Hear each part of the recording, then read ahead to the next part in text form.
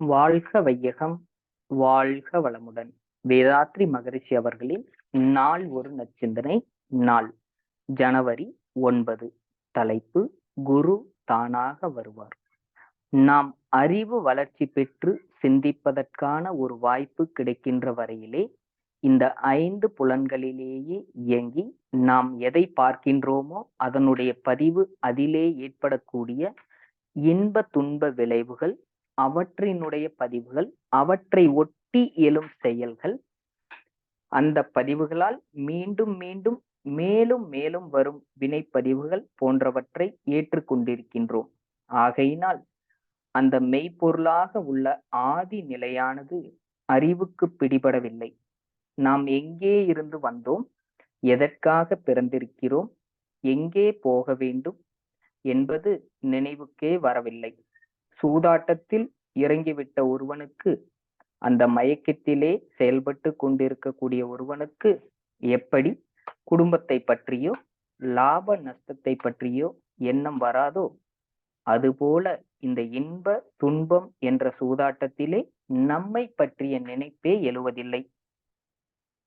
இந்த இடத்திலேதான் குருவினுடைய பார்வை, குருவினுடைய நினைவு, குருவினுடைய சொல் ஒரு மனிதனுக்கு தேவையாக இருக்கிறது. இங்கே ஒரு கேள்வி: குரு என்றால் யார்? குரு என்றால் அவர் தன்னை அறிந்தவர். அவருடைய உதவி இவனுக்கு கிடைப்பதற்கு இங்கே அவன் ஒரு நிமிடமாகிலும் சிந்தித்திருக்க வேண்டும், தேடி இருக்க வேண்டும்.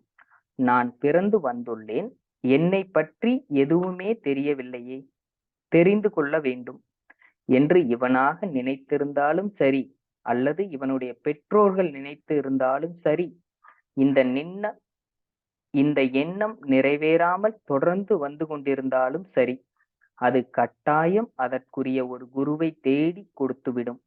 வெளியிலே இருந்து வந்த ஒரு உருவத்தை குரு என்று சொல்வதை விட, ஒரு மனிதனுடைய கர்மா, அவனுடைய ஆக்ஷன், அவனுடைய சிந்தனை, அவனுடைய தெளிவு, அவனுடைய அறிவு வேகம் அவனுக்கு உயர்வு நாட்டத்தை கொடுத்து விடுகிறது.